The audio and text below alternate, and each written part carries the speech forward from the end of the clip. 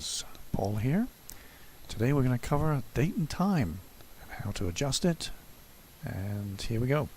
If you want to get started, you can always just go down to the bottom right of your Windows settings, and usually you have the date down there, but if you hover over it, you'll obviously see the time.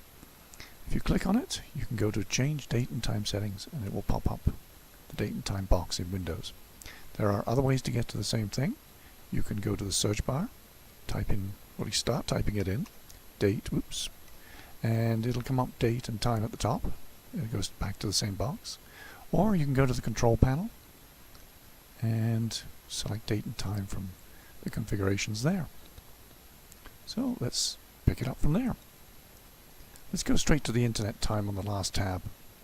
This is where your computer has a default setting that is to go out there and check with the world what the time is and set your clock. It says here, synchronize with an internet time server. It defaults to timewindows.com, but there are several others that are out there. These are official time clocks. You can add your own in if you need to, but otherwise these should be sufficient for most situations. You might just as well leave it as Windows unless you've got other reasons for changing it, and leave it synchronized unless of course you want to isolate your computer from the rest of the world, in which case it won't be able to synchronize, and you might want to just uncheck that so it doesn't try. Now, additional clocks.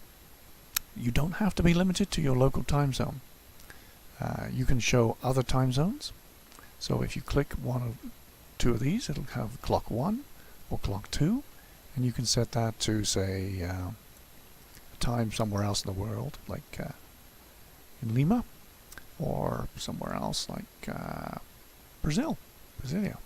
And if you hit OK, apply or OK, and then go down and hover over your time, it will come up with clock 1 and clock 2. So now you have time zones around the world set up. You can always just hover over them to get the exact time.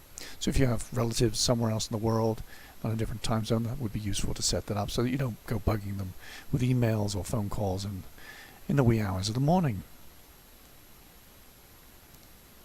Now, let's get to the date and time proper. Typically, you've got two things you can change: the date and time itself,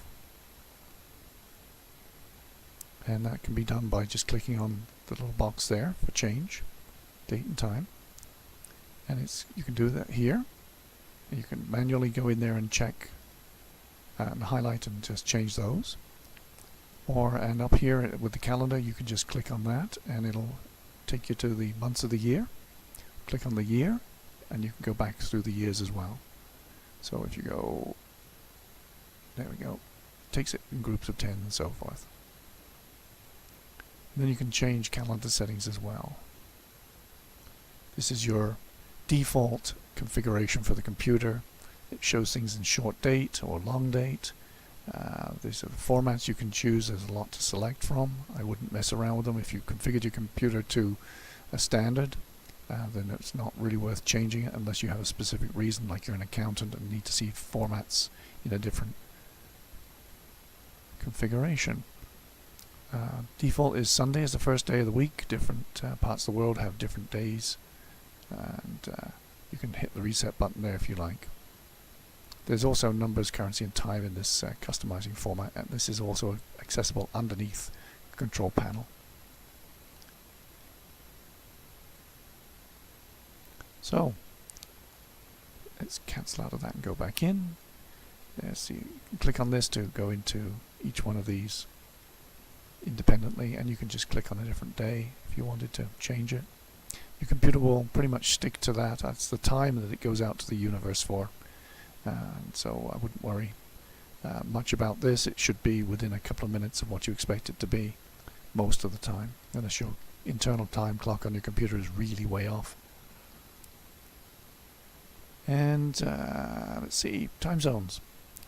This is set for Mountain Time in US and Canada. It automatically adjusts for the daylight savings time, which has now settled down again since the changes several years ago by the US that Canada had to follow, and I believe other places around the world have had some quirky situations where in spring and fall the hours changed, at least the days on which they changed.